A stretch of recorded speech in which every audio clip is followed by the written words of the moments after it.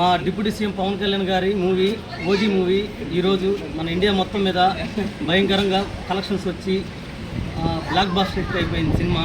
మంచి పబ్లిక్లో కూడా మంచి టాక్ వచ్చేసింది.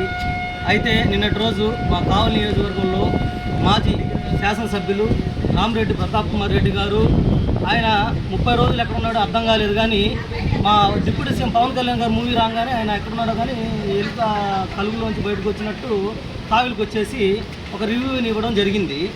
ఆయన రాజకీయంగా ఏదైనా మాట్లాడుకో, ఏదైనా ఎదిరించుకో, ఎందుకంటే నువ్వు చేసిన తప్పుల్ని సమర్థించుకోవడానికో లేకపోతే ఇంకేదైనా కవరింగ్ చేసుకోవడం కోసం వచ్చి ఏదో ఒకటి మాట్లాడాలా, సరే దాన్ని మేము తప్పుపడటం. కాకపోతే మా డిప్యూటీ సీఎం పవన్ కళ్యాణ్ గారు మూవీని మీరు రివ్యూ ఇవ్వడానికి మీరెవరు? మా పవన్ కళ్యాణ్ గారు గురించి మాట్లాడే స్థాయి మీకు లేదు. ఇంకోటి, మా మెగా ఫ్యామిలీ లేకపోతే నీ రాజకీయ భిక్షే లేదు. స్టార్టింగు టీఆర్పీలోంచి మీరు పార్టీలోకి అడుగుపెట్టి మా మెగా ఫ్యామిలీ ఇస్తే, ఒక భిక్ష ఇస్తేనే మీరు వచ్చింది పార్టీలోకి. ఈరోజు మా మెగా ఫ్యామిలీకి సంబంధించి పవన్ కళ్యాణ్ గారి నుంచి మీరు కూర్చొని హరిహర వీరముల సినిమా బాగలేదు, డైరెక్టర్ బాగలేడు, తర్వాత ఓజీ సినిమా తీశారు, ఓజీ సినిమా డైరెక్టర్ బాగలేడు, మీ డైరెక్షన్లో నెంబర్ 1గా పని చేశారు కాబట్టి మన కావిలి జనాలు బాగా మీకు మంచి మద్దతు ఇచ్చి 30,000 మెజార్టీతో మీ కావిల్లో భయంకరంగా గెలిపించేశారు. అందుకే ఇంకేం చేయలేక బెంగళూరుకి వెళ్ళిపోయి కూర్చున్నారు.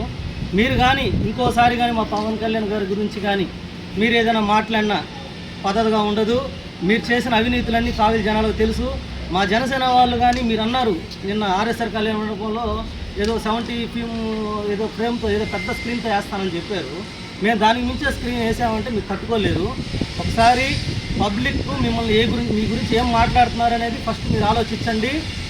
పబ్లిక్ మిమ్మల్ని ఎందుకు 30,000 మెజారిటీతో ఓడించి బెంగళూరు తరిమేశారో, ఈ 30 రోజుల నుంచి మీరు ఎక్కడున్నారు?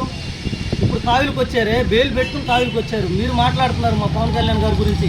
ఆయన వ్యక్తిగతంగా కష్టపడి సంపాదించి సినిమా రంగంలో ఆ డబ్బులు పేదవాళ్ళకు ఉచితంగా ఇస్తున్నాడు.